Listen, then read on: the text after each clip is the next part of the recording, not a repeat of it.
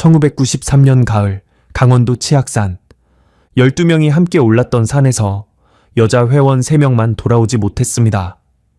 배낭도 신발도 아무런 흔적도 남기지 않은 채 감쪽같이 사라져버린 3사람. 경찰은 사흘 동안 산 전체를 뒤졌지만 끝내 아무것도 찾지 못했습니다. 남자 9명은 멀쩡히 돌아왔는데 여자 3만 사라졌다. 우연이라고 하기엔 너무나 이상한 일이었습니다. 사건은 미제로 남았고 산악회는 해체되었으며 사람들의 기억 속에서 서서히 잊혀져 갔습니다. 그로부터 11년, 치악산 자락 공사 현장에서 신원을 알 수 없는 유골이 발견됩니다. 그리고 그 소식을 접한 한 남자가 오래전 묻어두었던 의문을 다시 꺼내 들었습니다. 왜 하필 등산로가 아닌 그 방향에서 발견된 거지? 그가 파헤치기 시작한 순간 11년 동안 굳게 닫혀있던 진실의 문이 천천히 열리기 시작했습니다. 그리고 그 문 뒤에는 그 누구도 상상하지 못했던 충격적인 비밀이 숨어 있었습니다. 지금부터 들려드릴 이야기는 1993년 가을에 시작됩니다. 산악회 멤버 중 여자 3만 사라진 사건, 그리고 한 남성 회원이 끝내 밝혀낸 그날의 진실입니다. 시작 전에 구독과 좋아요를 눌러주시면 감사하겠습니다. 어느 지역에서 시청 중이신지 댓글 남겨주시면 한 분 한 분 인사드리겠습니다. 이야기 시작합니다. 1993년 10월 16일 토요일이었습니다. 경기도 안양에서 활동하던 청봉산악회의 가을 정기 산행 날이었지요. 행선지는 강원도 원주의 치악산이었습니다. 청봉산악회는 매달 한 차례씩 전국 각지의 산을 찾아다니는 동호회였는데 회원 수가 20명 남짓 되는 아담한 규모의 모임이었습니다. 그날 산행에 참여한 인원은 총 12명, 남자 9, 여자 3이었습니다. 새벽 6시에 안양역 앞에서 출발한 전세버스 한 대가 아침 9시쯤 치악산 구룡사 탐방로 입구에 도착했습니다. 회장 박정호 씨가 가장 먼저 버스에서 내렸습니다. 당시 나이 42살, 안양에서 소규모 건설업체를 운영하는 사람이었지요. 덩치가 크고 목소리가 우렁찬 사람이었는데 산악회 안에서는 형님 같은 존재로 통했습니다. 회원들 사이에서 신망이 두터웠고 산행 때마다 앞장서서 일행을 이끌곤 했습니다. 그날 함께한 회원들의 면면을 잠깐 살펴보겠습니다. 부회장 오세진 씨는 48살의 자동차 정비소 사장이었고 총무 한지수 씨는 33살의 학원 강사였습니다. 이 밖에도 회사원, 자영업자 등 20대 후반에서 50대 초반까지 다양한 직업과 연령대의 남자 회원들이 있었지요. 그리고 그날의 여자 회원 3명 이야기를 해야 합니다. 첫 번째, 김미영 씨, 29살. 안양시 만안구에 있는 시중은행 지점에서 창구 업무를 맡고 있던 젊은 여성이었습니다. 키가 163cm쯤 되는 보통 체격의 단발머리를 하고 있었고 늘 밝은 표정으로 사람들을 대하는 성격이었지요. 산악회에 가입한 것은 2년 전인 1991년이었는데 직장 선배의 권유로 들어왔다고 합니다. 미영 씨는 산을 좋아했습니다. 평일에는 은행 창구에 앉아 번호표 순서대로 손님을 맞이하는 반복적인 일상을 보냈지만 주말이면 등산화 끈을 조여 메고 산에 올라 맑은 공기를 마시는 것이 유일한 낙이었다고 해요. 그날도 파란색 등산 배낭을 메고 왔고 배낭 옆 주머니에는 늘 가지고 다니던 파란색 보온병이 꽂혀 있었습니다. 안에는 따뜻한 유자차가 담겨 있었지요. 두 번째, 박소연 씨, 27살, 안양의 한 유치원에서 교사로 일하고 있었습니다. 동그란 얼굴에 웃음이 많은 사람이었는데 산악회에서는 미영 씨와 가장 친하게 지내는 사이였지요. 가입 시기는 미영 씨보다 반년쯤 늦었지만 나이도 비슷하고 성격도 잘 맞아서 금세 가까워졌다고 합니다. 산행 때마다 둘이 나란히 걸으며 이런저런 수다를 떠는 것이 일상이었습니다. 소연 씨는 카메라를 좋아해서 일회용 카메라를 늘 가지고 다녔어요. 단풍 사진을 찍겠다며 그날도 카메라를 2개나 챙겨왔다고 합니다. 세 번째, 이정은 씨, 32살. 안양역 근처 약국에서 약사로 근무하고 있었습니다. 세 여자 중에서는 나이가 가장 많았고 차분하고 꼼꼼한 성격이었지요. 산악회에는 1990년에 가입해서 경력이 3년째였는데 등산 실력도 여자 회원 중에서는 가장 뛰어났습니다.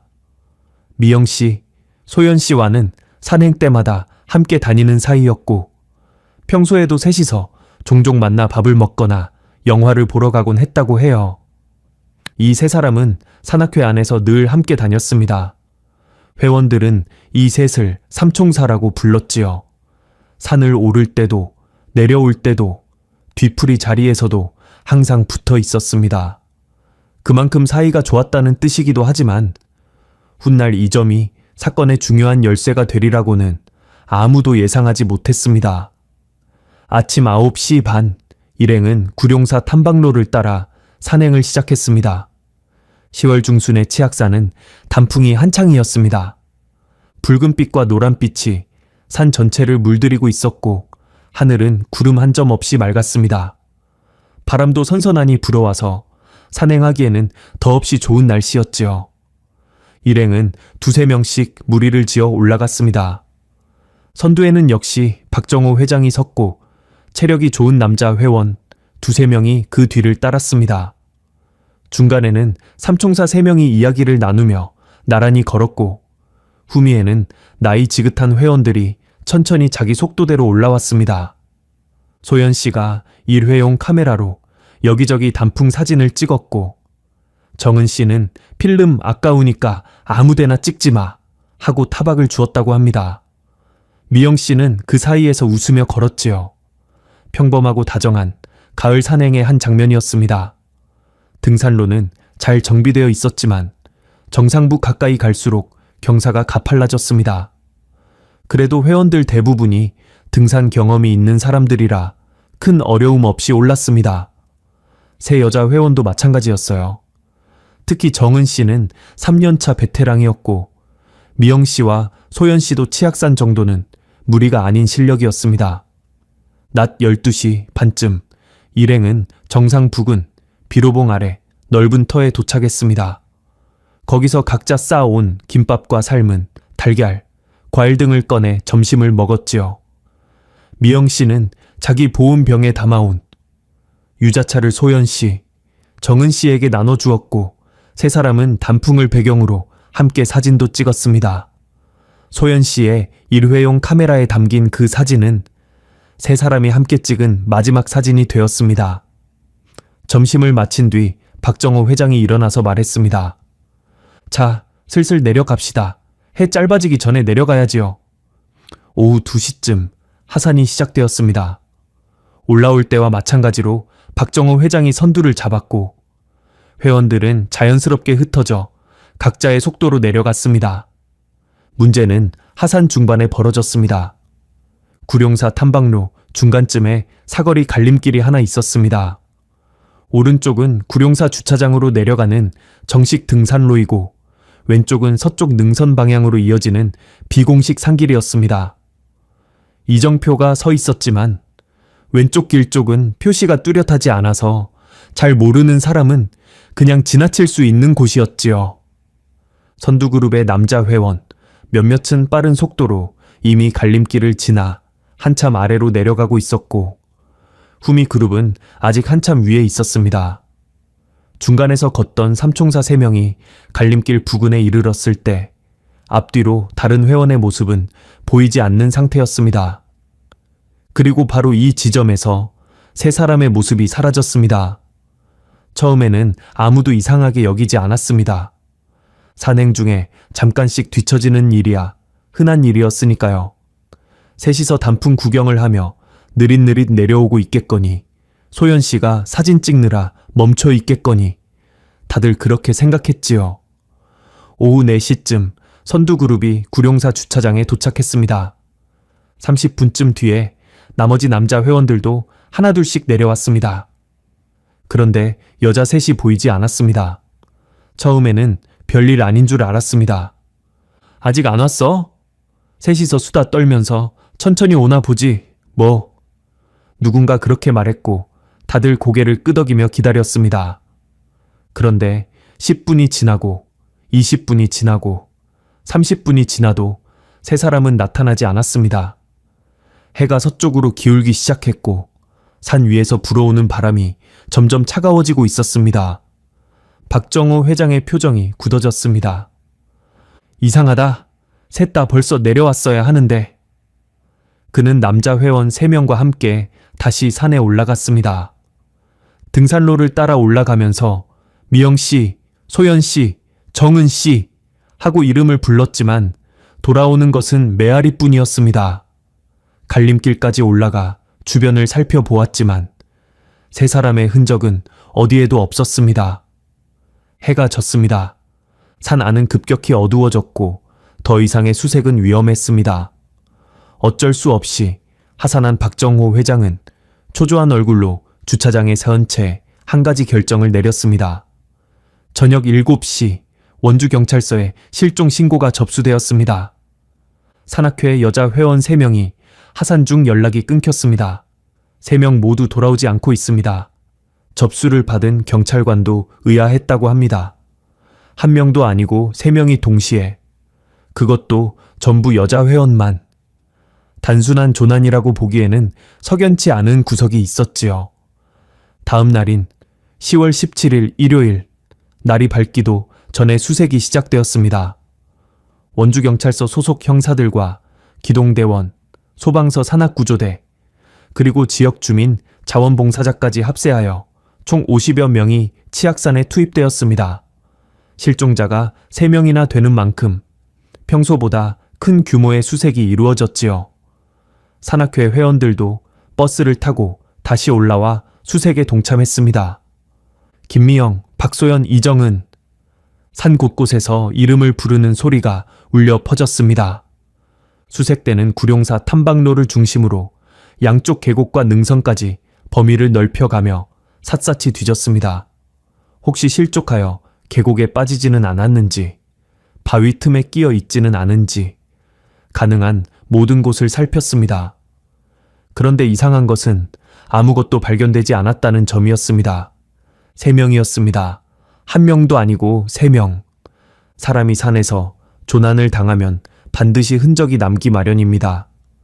배낭을 내려놓은 자리, 발자국, 옷이 나뭇가지에 걸린 흔적, 혹은 구조 요청을 위해 남긴 표시라도 있어야 합니다. 그런데 3사람 가운데 누구의 흔적도 나오지 않았습니다. 배낭도, 등산화도, 소연 씨의 카메라도, 미영 씨의 보온병도, 단 하나의 소지품도 발견되지 않았지요. 3사람이 동시에 흔적도 없이 감쪽같이 사라져 버린 것이었습니다. 마치 처음부터 그 산에 오지 않았던 사람들처럼. 수색은 사흘간 계속되었습니다. 10월 17일, 18일, 19일 50여 명의 인원이 산을 뒤졌지만 결과는 같았습니다. 아무것도 나오지 않았습니다. 수색과 동시에 원주경찰서에서는 사건 조사가 시작되었습니다. 담당 형사는 강력반 소속 고영만 경위였습니다. 40대 중반의 베테랑 형사로 원주 지역에서 크고 작은 사건들을 두루 다뤄본 사람이었지요. 고 경위는 여러 가지 정황을 종합하면서 이 사건이 단순 조난이 아닐 수 있다는 생각을 지울 수가 없었습니다. 한 명이 길을 잃는 것은 있을 수 있는 일입니다. 그러나 3명이 동시에, 그것도 등산 경력이 적지 않은 사람들이 함께 사라진다는 것은 상식적으로 설명이 되지 않았지요. 고 경위는 남자 회원 9명을 한 사람씩 불러 조사했습니다. 그날의 동선, 세 여자 회원을 마지막으로 본 시간과 장소, 혹시 다툼이나 특이한 일은 없었는지를 물었습니다. 회원들의 진술은 대체로 일치했습니다. 하산 중에 자연스럽게 흩어졌고 갈림길 이후로는 3사람을 보지 못했다. 특별히 다투거나 분위기가 이상한 점은 없었다. 셋 다 컨디션도 평소와 다름없어 보였다. 12명 중 9명이 남자, 3이 여자. 그리고 사라진 것은 여자 셋 전부. 이 기묘한 구도가 고경희의 마음을 내내 불편하게 했습니다. 고경희는 몇 가지 가능성을 열어두고 수사를 진행했습니다. 첫 번째는 동반 조난이었습니다. 셋이서 함께 걷다가 길을 잃고 계곡으로 추락했을 가능성이지요. 그러나 사흘간의 수색에서 아무런 흔적이 발견되지 않은 것이 설명되지 않았습니다. 세 명이 같은 장소에서 동시에 추락한다는 것도 현실적이지 않았고요. 두 번째는 자의에 의한 실종이었습니다. 세 사람이 합의해 스스로 모습을 감추었을 가능성이지요. 그러나 세 사람 모두 직장이 있었고 가족 관계도 원만했으며 빚이나 이성 문제 같은 특별한 사정도 확인되지 않았습니다. 세 번째는 외부인에 의한 범죄였습니다. 산에서 신원 미상의 누군가에게 세 사람이 한꺼번에 당했을 가능성이지요. 그러나 이 역시 증거가 없었고 대낮에 등산객이 오가는 산에서 세 명을 동시에 해치기는 현실적으로 어렵다는 판단이었습니다. 수사는 어디에서도 실마리를 잡지 못한 채 맴돌았습니다. 세 사람의 가족에게 그 시간은 지옥과 같았습니다. 미영 씨의 아버지 김태수 씨는 안양의 작은 철물점을 운영하는 과묵한 분이었는데 딸의 실종 소식을 듣고 원주까지 달려와 수색에 직접 참여했습니다. 사흘 동안 산을 누비느라 무릎이 퉁퉁 부었지만 물러서지 않았지요. 미영 씨의 어머니 최순자 여사는 더 힘들어했습니다. 딸이 사라진 뒤 잠을 이루지 못했고 수색이 공식적으로 종료된 뒤에도 매주 주말마다 혼자서 치악산을 찾았습니다. 구룡사 주차장에서 등산로 입구까지 걸으며 딸의 이름을 불렀습니다. 미영가, 미영가, 어디 있니? 소연 씨의 부모님도 정은 씨의 부모님도 마찬가지였습니다. 세 가정 모두 어느 날 갑자기 딸을 잃었고 이유도 모른 채 기다려야 했습니다. 소연 씨의 어머니는 유치원에 딸의 개인 물품을 가지러 갔다가 교실 벽에 붙어 있는 아이들의 그림을 보고 주저앉아 울었다고 합니다. 정은 씨의 아버지는 약국에 걸려 오는 전화를 받을 때마다 혹시 딸이 아닐까 하는 마음에 수화기를 들었다가 실망하기를 반복했다고 해요. 한 달이 지났습니다. 두 달이 지났습니다. 겨울이 오고 산에 눈이 쌓였습니다. 고영만 형사는 세 가정에 전화를 걸 때마다 같은 말을 되풀이해야 했습니다. 아직 단서가 없습니다. 죄송합니다. 단서가 없다. 한 명의 실종도 참담한 일인데 세 명의 가족에게 같은 말을 반복해야 하는 고경희의 심정도 편치 않았을 것입니다. 그러나 없는 단서를 만들어낼 수는 없는 노릇이었지요. 청봉산악회 안에서는 서서히 균열이 생기기 시작했습니다. 회원들은 겉으로는 서로를 위로하면서도 속으로는 이런저런 의심의 눈초리를 보내고 있었습니다. 여자만 셋이 사라졌다는 사실이 자꾸만 마음에 걸렸지요. 혹시 남자 회원 중에 누가 하는 말이 슬그머니 돌았습니다. 근거 없는 추측이었지만 한번 싹튼 의심은 쉽사리 거두어지지 않는 법이지요. 함께 산행을 갔던 남자 회원 중 누군가가 범인일 수도 있다는 두려움. 그 두려움이 모임 자체를 유지하기 어렵게 만들었습니다. 정기산행 참석률이 눈에 띄게 줄었고 연말 송년 모임도 열리지 못했습니다. 그해 겨울 청봉산악회는 공식적인 해산 절차도 없이 자연스럽게 사라졌습니다. 회원들은 뿔뿔이 흩어졌고 서로의 안부를 묻는 일도 점차 뜸해졌습니다. 이상철 씨 이야기를 해야 할 때가 되었습니다. 당시 31살이었던 이상철 씨는 안양에서 작은 인쇄소를 운영하고 있었습니다. 미영 씨와 같은 해인 1991년에 산악회에 가입한 동기였지요. 상철 씨는 과묵하고 성실한 사람이었습니다. 말수가 적은 편이었지만 한번 인연을 맺은 사람에게는 끝까지 마음을 쓰는 성격이었어요. 산행 때마다 삼총사 3명과 중간 그룹에서 함께 걸을 때가 많았는데 등산로가 험한 곳에서는 슬쩍 손을 내밀어 도와주기도 했습니다. 새 여자 회원과 연인 관계 같은 것은 없었지만 든든한 오빠 같은 사이였다고 합니다. 소연 씨가 찍은 사진 속에도 상철 씨가 자주 등장했지요. 실종 당일 상철 씨는 후미 그룹에 있었습니다. 무릎이 좋지 않아 천천히 내려오고 있었는데 갈림길을 지날 때 세 사람의 모습을 보지 못했습니다. 주차장에 도착했을 때 셋 다 안 왔다는 소리를 듣고 다시 올라가 수색에 참여했지요. 그날 밤 상철 씨는 주차장 옆 평상에 앉아 어두운 산을 한참 동안 바라보았다고 합니다. 세 사람의 실종은 상철 씨에게 유독 깊은 상처로 남았습니다. 산악회가 해체된 뒤에도 그는 혼자서 그날의 상황을 되짚어보곤 했습니다.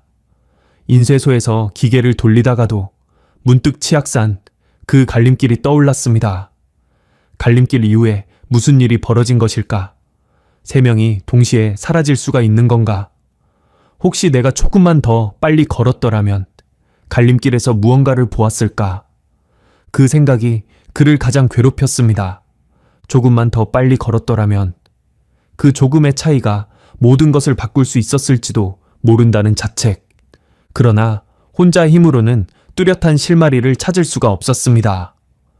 경찰 수사도 답보 상태였고 물어볼 사람도 마땅치 않았지요. 세월은 그렇게 흘렀습니다. 1994년이 되었고 95년이 되었고 해가 바뀔 때마다 상철 씨는 속으로 한 가지 약속을 되뇌었습니다. 세 사람한테 무슨 일이 있었는지 언젠가 반드시 답을 찾겠다. 그것이 그가 할 수 있는 전부였습니다. 1993년 가을에 시작된 이 이야기는 이렇게 아무런 답도 얻지 못한 채 긴 침묵 속으로 가라앉았습니다.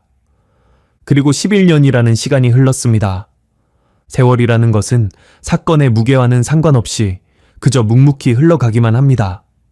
1994년이 지나고 95년이 지나고 96년이 지나고 대한민국에는 IMF 외환위기가 닥쳤고 새 천년이 열렸고 월드컵의 함성이 전국을 뒤흔들었습니다. 세상은 숨가쁘게 변해갔지만 치악산 실종 사건은 원주경찰서 미제, 사건 서류함 속에서 먼지만 쌓여가고 있었지요. 2004년 실종 사건이 벌어진 지 정확히 11년이 되는 해였습니다. 그해 3월 치악산 서쪽 자락에서 새로운 임도 공사가 시작되었습니다. 임도라 함은 산림 관리를 위해 산속에 내는 좁은 길을 말합니다. 강원도 원주시가 산림청 예산을 받아 추진한 사업이었는데 치악산 서쪽 능선 아래 비탈면을 깎아 약 3km 구간에 새 임도를 내는 공사였지요. 3월 중순의 어느 날이었습니다. 굴착기가 비탈면에 흙을 퍼내던 중 운전석에 앉아있던 기사가 이상한 것을 발견했습니다. 삼날에 무언가 단단한 것이 걸린 느낌이었지요. 처음에는 나무뿌리인 줄 알았습니다. 그런데 흙이 걷히자 하얀 것이 드러났습니다. 뼈였습니다. 기사가 굴착기를 세우고 내려와 자세히 살폈습니다. 흙 속에서 길쭉한 뼈 하나가 비어져 나와 있었고 그 주변으로 더 많은 뼈 조각이 흩어져 있는 것이 보였습니다. 기사는 곧바로 현장 감독에게 알렸고 감독은 즉시 경찰에 신고했습니다. 공사는 중단되었습니다. 원주경찰서 형사팀과 국립과학수사연구소 감식반이 현장에 출동했습니다. 그들이 현장에서 확인한 것은 예상보다 심각한 상황이었습니다. 유골이 한 구가 아니었습니다. 비탈면 약 20m 구간에 걸쳐 세 군데에서 각각 유골이 발견된 것이었습니다. 모두 심하게 훼손되어 있었고 10년 이상 흙 속에 매몰되어 있던 것으로 보였습니다. 세 지점은 서로 5m에서 10m 간격으로 떨어져 있었는데 마치 누군가 의도적으로 나누어 매장한 것처럼 보이는 배치였습니다. 유골과 함께 출토된 물품도 있었습니다. 녹이 세운 스테인리스 보온병 하나, 사가서 거의 형체를 알아보기 어려운 천 조각 여러 점, 그리고 부식되어 뭉개진 작은 플라스틱 덩어리 하나. 그 플라스틱 덩어리는 나중에 일회용 카메라의 잔해로 확인되었습니다. 국과수로 유골이 이송되었고 정밀 감식이 시작되었습니다. 감식 결과가 나오기까지는 약 한 달이 걸렸습니다. 국과수의 초기 분석 결과는 이러했습니다. 유골 3구 모두 여성의 것이었습니다. 연령대는 20대 중후반에서 30대 초반으로 추정되었고 사망 추정 시점은 약 10년에서 12년 전.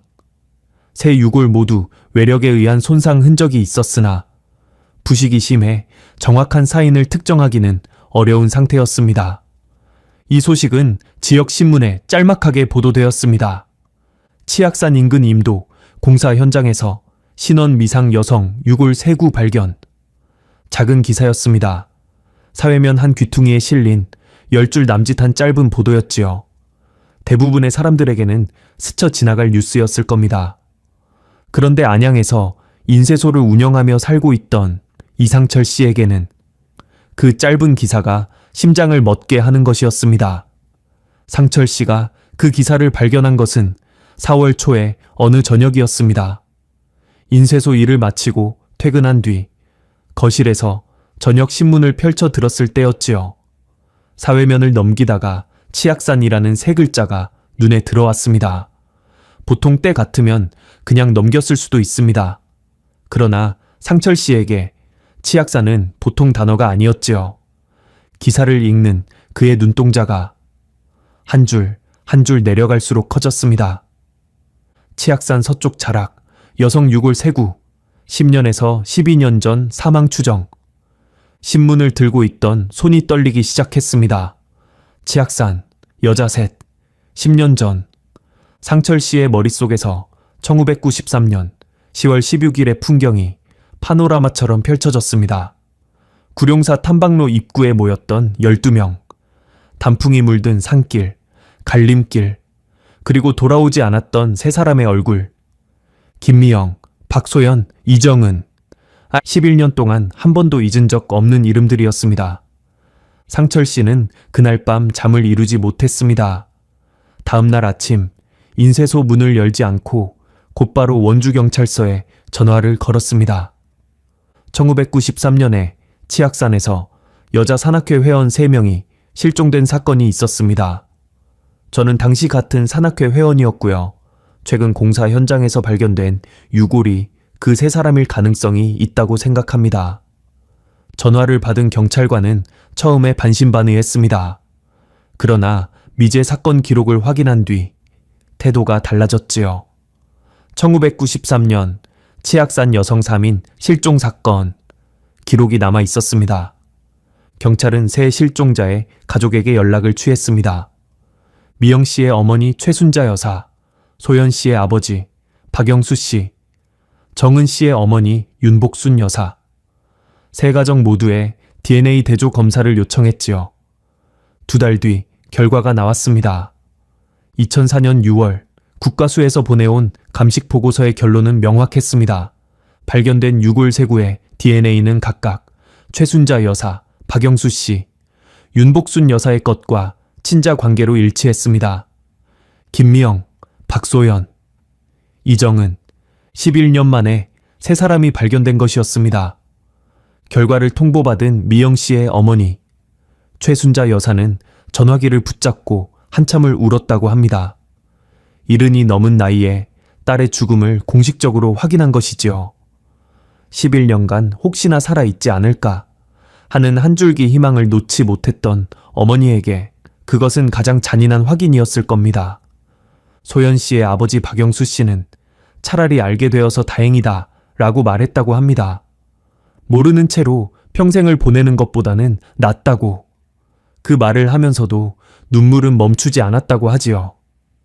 정은 씨의 어머니 윤복순 여사는 결과를 듣고도 한동안 말이 없었다고 합니다. 그저 고개만 끄덕이셨다고 해요. DNA 결과를 확인한 상철 씨는 슬픔과 동시에 강한 의문을 느꼈습니다. 유골이 발견된 위치가 이상했기 때문입니다. 상철 씨는 원주경찰서를 직접 찾아가 발견 현장의 위치를 확인했습니다. 경찰이 보여준 지도를 본 순간 상철 씨의 미간이 깊게 찌푸려졌지요. 유골이 발견된 곳은 구룡사 탐방로에서 서쪽으로 약 2km나 떨어진 험한 비탈면이었습니다. 정식 등산로에서 완전히 벗어난 곳이었지요. 등산객은커녕 산림 관계자도 좀처럼 가지 않는 외진 지역이었습니다. 상철 씨는 고개를 저었습니다. 세 사람 모두 등산 경험이 있는 사람들이었습니다. 특히 정은 씨는 3년차 베테랑이었지요. 길을 잃더라도 서쪽 능선 방향으로 2km나 걸어갈 이유가 전혀 없었습니다. 더구나 세 사람이 함께였으니 한 명이 판단을 잘못하더라도 나머지 둘이 바로잡았을 겁니다. 그리고 결정적으로 발견된 상태가 이상했습니다. 새 유골이 5m에서 10m 간격으로 나뉘어 묻혀 있었다는 것. 길을 잃고 조난당한 사람들이라면 셋이 한데 모여 있어야 자연스럽습니다. 서로 떨어져서 각각 다른 지점에 묻혀 있다는 것은 자연적인 상황으로는 설명이 되지 않았지요. 누군가 일부러 나누어 묻은 거야. 상철 씨는 확신했습니다. 세 사람은 단순히 길을 잃은 것이 아닙니다. 누군가가 이 세 사람을 해치고 시신을 그곳에 옮겨 묻었습니다. 그리고 또 한 가지. 유골과 함께 발견된 보온병이 상철 씨의 마음에 걸렸습니다. 경찰에게 보온병의 상태를 물었더니 은색 스테인리스 보온병이라고 했습니다. 그런데 상철 씨는 분명히 기억하고 있었지요. 미영 씨의 보온병은 파란색이었습니다. 유자차를 담아 다니던 그 파란색 보온병.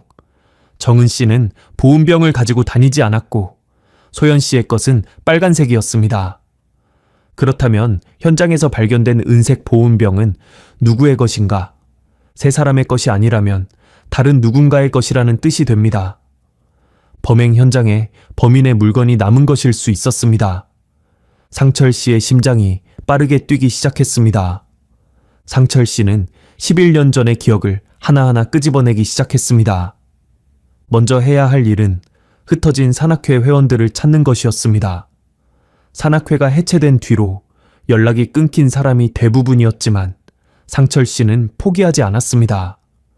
안양 지역 전화번호부를 뒤지고 옛 회원 중 연락이 닿는 한두 명을 통해 다른 사람들의 소식을 수소문했지요.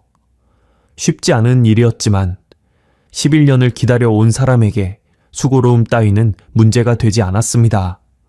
그리고 상철 씨는 한 사람을 더 찾아갔습니다. 당시 사건을 담당했던 고영만 전 경위. 이미 경찰에서 퇴직한 고 전 경위는 원주시외 외곽에서 작은 낚시터를 운영하고 있었습니다. 상철 씨가 불쑥 찾아가 인사를 건넸을 때 고 전 경위는 누런 모자를 쓴 채 낚싯대를 손질하고 있었지요. 고 경위님, 저 기억하십니까? 1993년 치악산 실종 사건 때 산악회 회원이었던 이상철입니다. 고 전 경위는 잠시 상철 씨를 바라보다가 천천히 고개를 끄덕였습니다. 아, 기억하지. 인쇄소 하시던 분. 그런데 갑자기 무슨 일이야? 상철 씨는 유골 발견 소식과 DNA 확인 결과를 알려주었습니다. 치악산 서쪽 비탈면에서 세 구의 유골이 발견되었다는 것. 그것이 미영 씨와 소연 씨와 정은 씨로 확인되었다는 것. 발견 위치가 등산로에서 2km나 떨어져 있고 유골이 나뉘어 묻혀 있었다는 것. 그리고 현장에서 세 사람의 것이 아닌 보온병이 발견되었다는 것까지. 이야기를 듣는 동안 고 전 경위의 표정이 점점 굳어졌습니다. 낚싯대를 손질하던 손이 멈추었지요. 한참을 침묵하던 고 전 경위가 입을 열었습니다. 나도 그때 석연치 않은 게 있었어. 상철 씨가 귀를 기울였습니다. 회원들 진술이 너무 깔끔했거든. 고 전 경위는 낚싯대를 내려놓고 상철 씨를 똑바로 바라보았습니다. 9명이나 되는 사람들이 세 사람이 사라지는 걸 아무도 못 봤다? 그것도 대낮에? 같은 등산로에서? 그게 말이 되나? 나는 그때도 이상하다고 생각했어.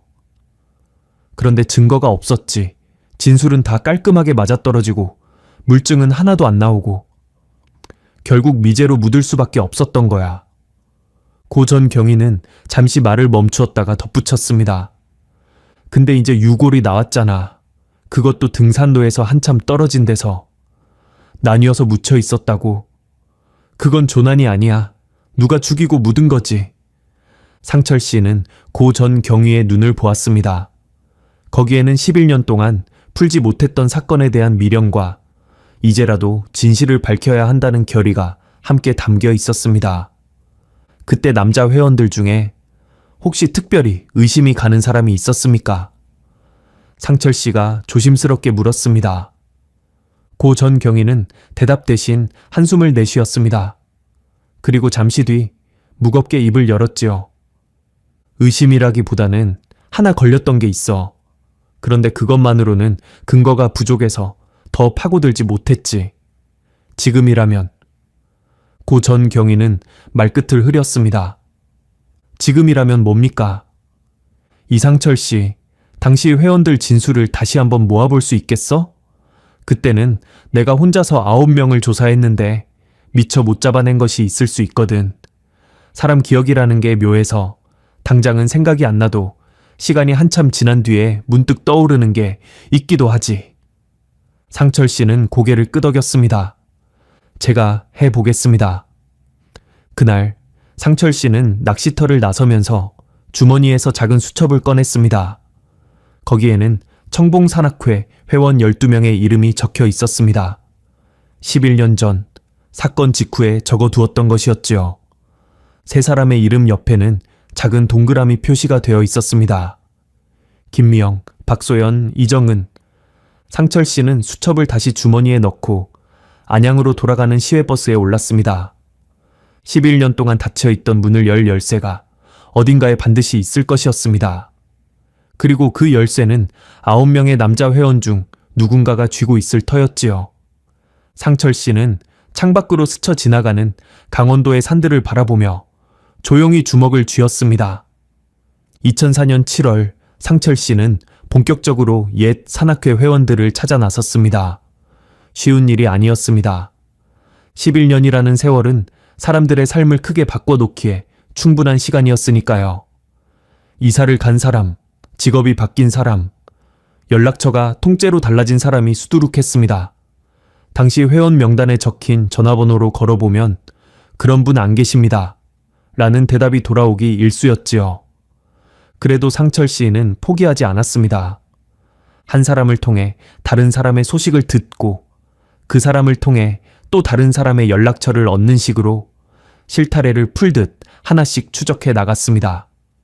당시 산악회 회원 12명 가운데 실종된 세 여자 회원을 제외하면 남자 9명이 남습니다. 그 9명 중에서 상철 씨 본인을 빼면 8. 이 8명의 행방을 수소문한 결과 연락이 닿는 사람은 6이었습니다. 한 명은 캐나다로 이민을 갔고 한 명은 연락처를 도저히 알 수가 없었지요. 상철 씨는 연락이 닿는 6명을 한 사람씩 만나기 시작했습니다. 그날의 기억을 물어보기 위해서였습니다. 대부분의 반응은 비슷했습니다. 오래전 일이라 기억이 잘 나지 않아요. 경찰 조사 때 다 얘기한 것 아닙니까? 이제 와서 왜 그 이야기를 다시 꺼내는 겁니까? 11년 전의 일을 다시 묻는 상철 씨가 반갑지 않은 것은 당연했을 겁니다. 그 사건은 회원들 모두에게 불편한 기억이었으니까요. 함께 산에 갔다가 세 사람을 잃었다는 죄책감, 혹시 자기가 의심받는 것은 아닌가 하는 불안감, 그런 감정들이 뒤섞여서 이야기를 꺼리는 사람이 많았습니다. 그런데 상철 씨는 물러서지 않았습니다. 정중하지만 끈질기게 그날의 기억을 하나하나 끄집어 달라고 부탁했지요. 유골이 발견되었습니다. 세 사람 모두 확인되었고요. 등산로에서 2km나 떨어진 곳에 나뉘어서 묻혀 있었습니다. 이건 조난이 아닙니다. 누군가 그렇게 한 겁니다. 이 말을 듣고 나면 대부분의 회원들이 표정이 달라졌습니다. 유골이 나뉘어 묻혀 있었다는 사실은 모두에게 충격이었지요. 그제야 기억의 서랍을 열고 그날을 다시 떠올려 보려는 사람들이 하나둘 나타났습니다. 상철 씨는 각 회원에게 같은 질문을 던졌습니다.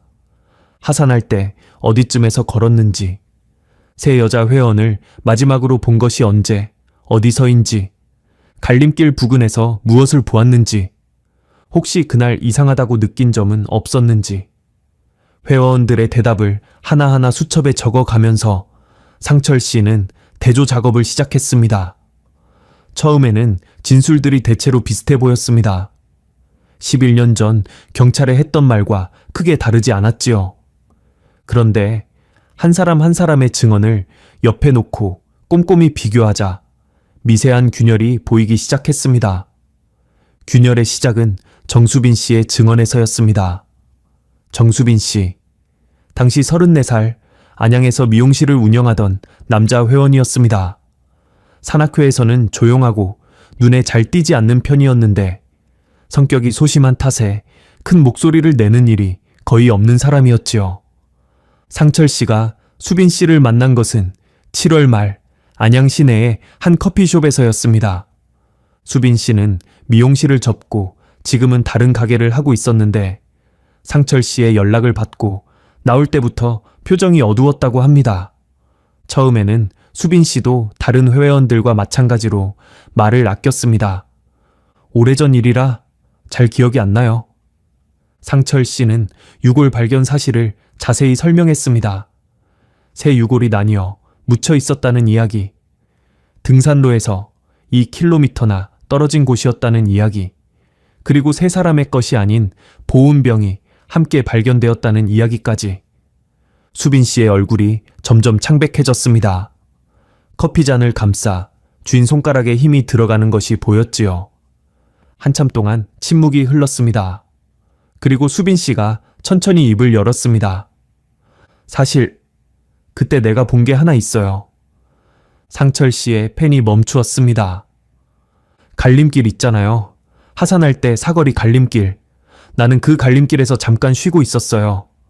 앞서 가던 사람들은 이미 한참 아래로 내려간 뒤였고 뒤에서 오는 사람은 아직 안 보이는 그런 타이밍이었지요. 수빈 씨는 잠시 말을 끊었다가 조심스럽게 이어갔습니다.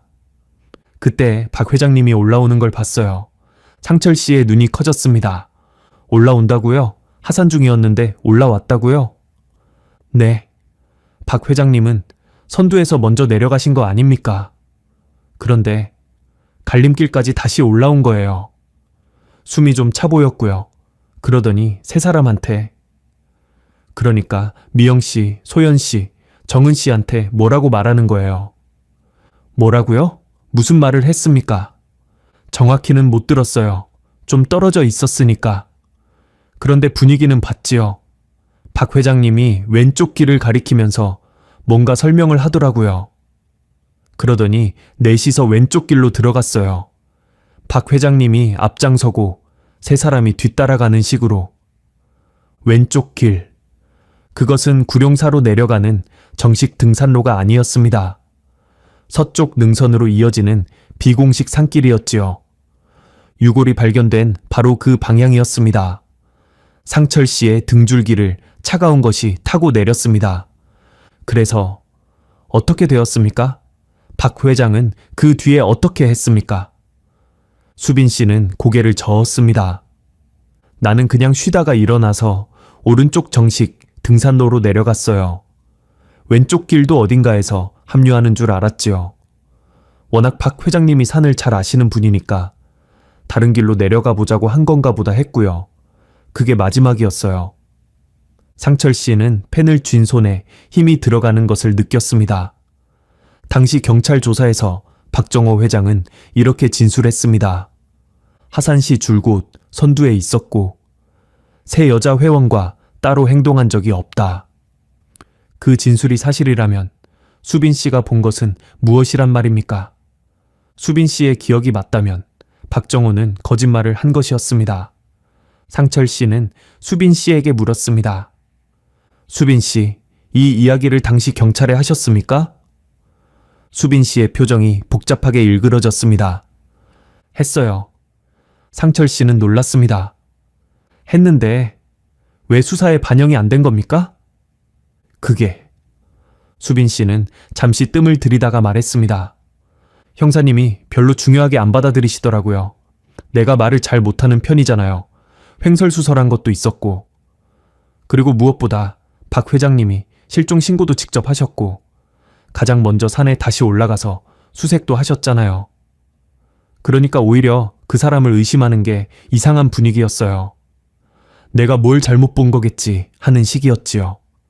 수빈 씨는 커피잔을 내려놓으며 작은 목소리로 덧붙였습니다.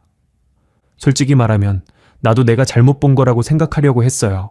11년 동안. 그런데 수빈 씨는 상철 씨의 눈을 바라보았습니다. 유골이 왼쪽 길 방향에서 나왔다고 했잖아요. 그러면 내가 그때 본 게 맞는 거 아닙니까? 상철 씨는 커피숍을 나온 뒤에도 한동안 걸음을 뗄 수가 없었습니다. 박정호 회장이 갈림길에서 다시 올라와 세 사람을 왼쪽 비공식 산길로 이끌고 갔다. 그리고 세 사람의 유골이 바로 그 왼쪽 길 방향에서 발견되었다. 우연이라고 하기에는 너무도 정확하게 맞아떨어지는 이야기였습니다. 그런데 상철 씨는 여기서 멈추지 않았습니다. 하나의 증언만으로 확신을 갖기에는 이르다고 판단한 것이지요. 수빈 씨의 기억이 11년 세월 동안 왜곡되었을 가능성도 있었으니까요. 상철 씨는 더 많은 조각을 모아야 했습니다. 그래서 찾아간 사람이 한지수 씨였습니다. 한지수 씨, 당시 33살, 산악회 총무를 맡고 있었습니다. 안양의 한 학원에서 수학 강사로 일하고 있었는데 2004년 현재에는 서울로 자리를 옮겨 학원장을 하고 있었지요. 나이 44이 된 한지수 씨를 상철 씨가 찾아간 것은 8월 초의 무더운 날이었습니다. 지수 씨는 상철 씨를 보자마자 한숨부터 내쉬었습니다. 상철 씨가 연락한다는 말을 들었을 때부터 그 이야기일 거라고 짐작했어요. 학원 근처 식당에서 마주 앉은 두 사람 사이에 잠시 침묵이 흘렀습니다. 상철 씨는 유골 발견 사실과 DNA 확인 결과를 알렸습니다. 그리고 유골이 발견된 위치, 나뉘어 매장된 상태, 세 사람의 것이 아닌 보온병이 함께 있었다는 것까지 설명했지요. 지수 씨의 얼굴이 굳어졌습니다. 밥숟가락을 든 채 한동안 아무 말도 하지 못했습니다. 그리고 지수 씨는 상철 씨가 예상하지 못한 이야기를 꺼냈습니다. 사실 이건 그동안 아무한테도 못한 이야기인데 상철 씨가 숟가락을 내려놓았습니다. 미영 씨가 실종되기 2주쯤 전에 나한테 찾아왔어요. 미영 씨가요? 네, 학원 끝나고 저녁 때 만났는데 표정이 심각하더라고요. 평소에 밝은 사람이잖아요. 그런데 그날은 달랐어요. 뭔가 고민이 있는 것 같았지요. 지수 씨는 천천히 기억을 더듬었습니다. 미영 씨가 이런 이야기를 했어요. 산악회 회비 통장에서 돈이 자꾸 빠져나간다고. 상철 씨의 눈이 커졌습니다. 회비 통장이요? 네. 미영 씨가 은행 직원이잖아요. 우리 산악회 회비 통장이 미영 씨 근무하는 지점에 있었거든요. 그래서 업무 중에 자연스럽게 입출금 내역을 볼 수 있었던 거지요. 청봉산악회는 매달 회원들에게 일정 금액의 회비를 걷어 공동 통장에 모아두었습니다. 장비 구입, 단체 산행 경비, 전세버스 비용, 연말 송년회 비용 등으로 쓰이는 돈이었지요. 이 통장의 관리는 회장 박정호 씨가 맡고 있었습니다. 미영 씨가 그러더라고요. 8월부터 통장에서 이상한 출금이 계속되고 있다고. 금액도 작지 않고 인감도장으로 찍고 나가는 거라 절차상으로는 문제가 없는데 총무인 나한테 출금에 대해서 들은 적이 없다고. 그래서 회장님한테 한번 물어봐야 하는 거 아니냐고. 지수 씨는 무거운 표정으로 말을 이었습니다. 나도 몰랐던 출금이었어요. 총무가 모르는 출금이 있다는 건 정상이 아니잖아요. 그래서 미영 씨한테 일단 좀 더 확인해 보고 나서 같이 이야기하자고 했어요. 그래서 어떻게 되었습니까? 지수 씨의 얼굴에 고통스러운 빛이 스쳤습니다. 그 이야기를 한 게 10월 초였어요. 그리고 2주 뒤에 산행이 있었고 산행에서 세 사람이 사라졌지요. 이 주 사이에 미영 씨를 다시 만나지 못했어요. 전화로 한번 통화했는데 미영 씨가 그러더라고요. 소연이랑 정은이한테도 이야기했다고. 상철 씨는 숨을 들이켰습니다. 소연 씨와 정은 씨도 알고 있었다. 횡령 사실을 아는 사람이 미영 씨 한 명이 아니라 삼총사 3명 모두였다는 뜻이었습니다. 그런데 왜 이 이야기를 당시 경찰에 하지 않으셨습니까? 상철 씨의 목소리에 간절함이 섞여 있었습니다. 지수 씨는 고개를 숙였습니다. 무서웠어요. 잠시 침묵이 흘렀습니다. 3사람이 사라진 뒤에 문득 그 이야기가 떠오르더라고요. 미영 씨가 통장 이야기를 했었다는 것. 그런데 그때는 그게 실종이랑 연결된다는 생각 자체를 못했어요. 설마 회비 문제로 사람이 사라질 리가 있나 싶었지요. 그리고 솔직히 지수 씨는 목소리를 낮추었습니다. 만약 그 돈을 회장님이 빼간 거라면 내가 그 이야기를 꺼냈다가 나까지 위험해질 수도 있다는 생각이 들었어요. 비겁한 거 맞아요. 알아요. 그런데 그때는 정말로 무서웠습니다. 지수 씨의 눈가가 붉어졌습니다. 11년 동안 그게 마음에 걸려서 미영 씨 꿈을 몇 번이나 꿨는지 몰라요. 꿈에서 미영 씨가 자꾸 웃으면서 나한테 뭐라고 말하는데 소리가 안 들리는 거예요. 그게 너무 괴로웠어요. 상철 씨는 식당을 나오면서 머릿속으로 퍼즐 조각을 맞추기 시작했습니다. 하나, 미영 씨가 산악회 회비 통장에 이상한 출금을 발견했다. 둘, 미영 씨는 그 사실을 소연 씨와 정은 씨에게도 알렸다. 셋, 횡령 사실을 아는 사람이 3명이 된 것이다. 넷, 통장을 관리하던 사람은 회장 박정호. 5, 산행 당일 박정호는 갈림길에서 다시 올라와 3사람을 왼쪽 비공식 산길로 이끌고 갔다. 6, 3사람의 유골은 바로 그 왼쪽 길 방향에서 나뉘어 매장된 채로 발견되었다. 한 줄로 이어지는 이야기였습니다. 미영 씨 혼자만 알고 있었다면 미영 씨 한 사람만 위험했을 겁니다. 그런데 소연 씨와 정은 씨까지 알게 되었다. 3사람이 입을 모아 회장의 횡령을 문제 삼으면 박정호로서는 감당할 수 없는 상황이 되는 것이지요. 그래서 3사람을 한꺼번에 없애야 했던 것은 아닐까. 산행은 절호의 기회였을 겁니다. 산속이라는 외진 환경, 회원들이 흩어져서 걷는 하산 중의 상황, 그리고 자신이 선두에서 먼저 내려갔다가 다시 올라오더라도 크게 눈에 띄지 않는 자유로운 동선. 상철 씨는 치가 떨렸습니다. 그러나 동시에 냉정해져야 한다는 것도 알고 있었지요. 아직은 추측일 뿐이었습니다. 확실한 증거가 필요했습니다. 상철 씨는 이 모든 정보를 가지고 원주 경찰서를 찾아갔습니다. 유골 발견으로 사건이 재수사 단계에 접어든 상태였습니다. 새로 배정된 담당 형사는 강력반 소속 윤재혁 경위. 30대 후반의 젊은 형사였는데 꼼꼼하고 집요한 성격으로 정평이 나 있는 사람이었습니다. 상철 씨는 윤 경위 앞에서 그동안 수집한 증언을 하나하나 펼쳐 놓았습니다. 정수빈 씨의 목격담, 박정호 회장이 갈림길에서 다시 올라와 3 여자 회원을 왼쪽 비공식 산길로 데려간 것을 보았다는 증언, 한지수 씨의 증언, 실종 2주 전에 미영 씨가 산악회 회비 통장에 이상한 출금을 발견했고 그 사실을 소연 씨와 정은 씨에게도 알렸다는 이야기, 그리고 발견 현장의 정황, 등산로에서 2km 떨어진 위치, 3 유골이 나뉘어 매장된 상태, 3사람의 것이 아닌 은색 보온병. 윤경위는 상철 씨의 이야기를 메모하면서 듣다가 중간중간 질문을 던졌습니다. 말투는 차분했지만 눈빛은 날카로웠지요.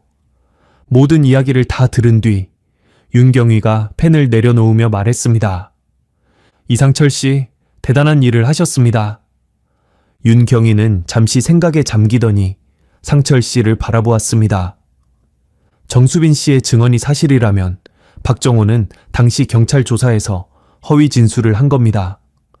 줄곧 선두에 있었다는 진술이 거짓이 되는 거지요. 그리고 한지수 씨의 증언까지 더하면 동기도 있고 기회도 있었던 거고요. 윤경위의 목소리가 조용하지만 단단해졌습니다. 여기서부터는 우리가 맡겠습니다. 정수빈 씨와 한지수 씨의 공식 진술을 확보하고 박정호에 대한 본격적인 수사에 들어가겠습니다. 상철 씨는 고개를 끄덕였습니다. 자신이 할 수 있는 일은 여기까지라는 것을 알고 있었지요. 이제부터는 경찰의 몫이었습니다. 그러나 경찰서를 나서는 상철 씨의 가슴 한쪽에는 아직도 무거운 것이 가라앉아 있었습니다. 박정호, 산악회에서 형님이라고 불렀던 사람, 산행 때마다 앞장서서 길을 안내하고 뒤처진 사람을 챙기던 사람, 세 사람이 사라진 뒤 가장 먼저 산에 올라가 이름을 부르며 수색하고 경찰에 신고까지 직접 했던 사람, 그 사람이 정말로 세 사람을 해친 것이라면 그 앞장서서 수색하던 모습은, 그 걱정하는 척하던 목소리는 전부 연기였다는 말이 됩니다. 상철 씨는 경찰서 앞 벤치에 잠시 앉아 하늘을 올려다보았습니다. 8월의 하늘은 높고 맑았지만 마음은 납덩이처럼 무거웠습니다. 미영 씨, 소연 씨, 정은 씨, 11년 동안 흙 속에 묻혀있던 세 사람에게 이제야 겨우 빛이 닿기 시작하고 있었습니다. 2004년 8월 중순, 윤재혁 경위는 박정호에 대한 본격적인 수사에 착수했습니다. 그러나 서두르지는 않았습니다. 11년 전의 사건을 다시 파헤치는 것은 쉬운 일이 아니었지요. 물증은 세월에 닳아 있었고 증인들의 기억도 흐릿해져 있었습니다. 섣불리 움직였다가 허점을 보이면 오히려 범인을 놓칠 수도 있는 상황이었습니다. 윤경위는 차근차근 한 겹씩 벗겨나가기로 했습니다. 가장 먼저 한 일은 정수빈 씨와 한지수 씨의 공식 진술을 확보하는 것이었습니다. 두 사람 모두 원주경찰서에 직접 출석하여 조서를 작성했습니다. 정수빈 씨는 갈림길에서 목격한 장면을, 한지수 씨는 미영 씨에게 들었던 회비 통장 이야기를 상세하게 진술했지요. 특히 정수빈 씨의 목격 진술은 무게가 있었습니다. 박정호 회장이 선두에서 먼저 내려간 뒤 갈림길까지 다시 올라와 세 여자 회원을 왼쪽 비공식 산길로 이끌고 들어갔다.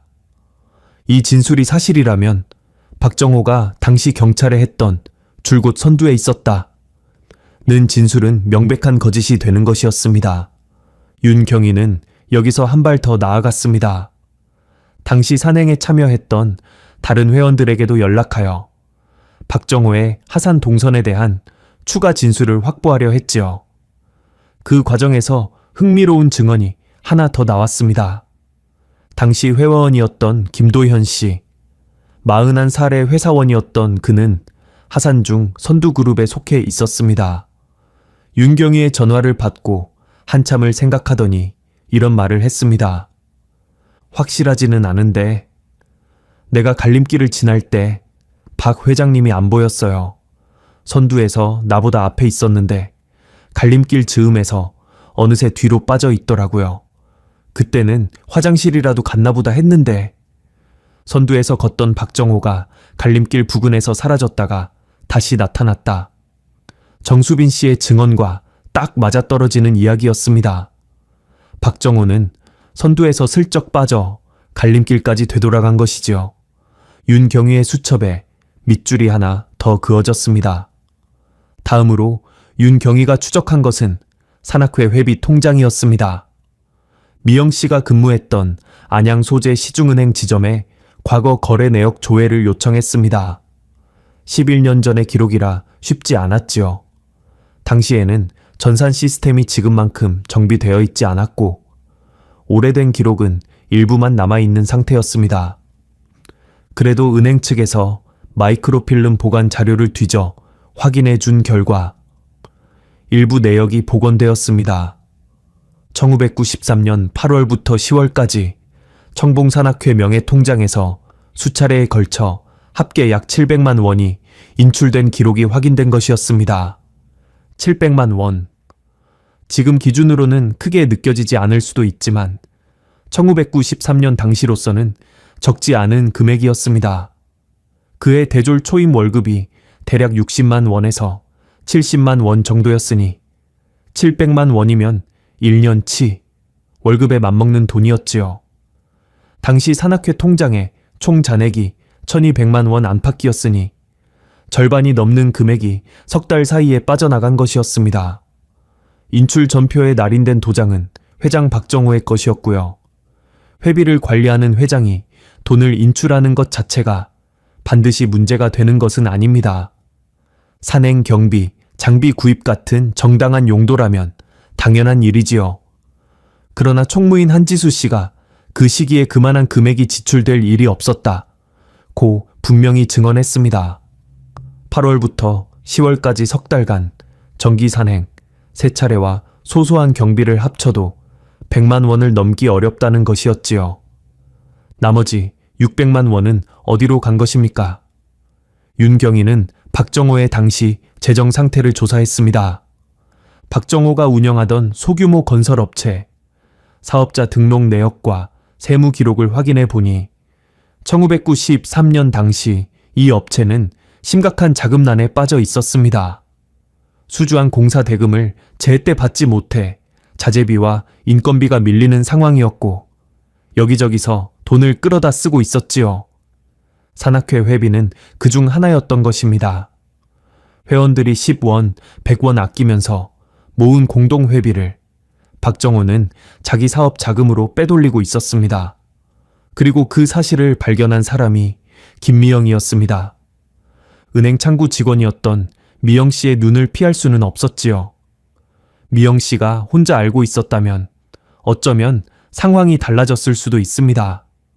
박정호가 미영 씨에게 사정을 이야기하고 돈을 갚겠다고 약속하고 어떻게든 입막음을 시도했을 수 있지요. 그런데 미영 씨는 소연 씨와 정은 씨에게도 이야기했습니다. 세 사람이 알게 되었다는 것은 곧 산악회 전체에 퍼질 수 있다는 뜻이었지요. 그렇게 되면 횡령이 드러나는 것은 물론이고 이미 자금난에 허덕이던 박정호의 사업과 신용은 완전히 무너질 터였습니다. 박정호에게 세 사람은 반드시 입을 막아야 하는 존재가 되어버린 것입니다. 2004년 9월 초 윤재혁 경위는 박정호를 원주경찰서로 소환했습니다. 참고인 조사라는 명목이었습니다. 유골이 발견된 사건과 관련하여 당시 산악회 회원들에게 확인할 사항이 있다는 식으로 출석을 요청한 것이지요. 박정호는 순순히 응했습니다. 2004년 현재 53세가 된 그는 여전히 안양에서 건설 관련 사업을 하고 있었습니다. 머리가 반쯤 새어 있었지만 체격은 여전히 다부졌고 경찰서에 들어서는 태도도 꽤나 여유로워 보였습니다. 조사실에 마주 앉은 윤경희가 물었습니다. 1993년 10월 16일 치악산 산행 당일 하산시 본인의 동선에 대해 다시 한번 말씀해 주십시오. 박정호는 담담하게 대답했습니다. 그날 제가 선두에서 내려왔습니다. 줄곧 앞에서 걸었고 세 여자 회원과 따로 행동한 적은 없습니다. 주차장에 먼저 도착해서 기다리고 있었는데 세 사람이 내려오지 않아 걱정이 되어 다시 올라가 수색했습니다. 11년 전과 동일한 진술이었습니다. 한 글자도 바뀌지 않은 마치 외워둔 것 같은 대답이었지요. 윤경희는 표정 하나 바꾸지 않고 다음 카드를 꺼냈습니다.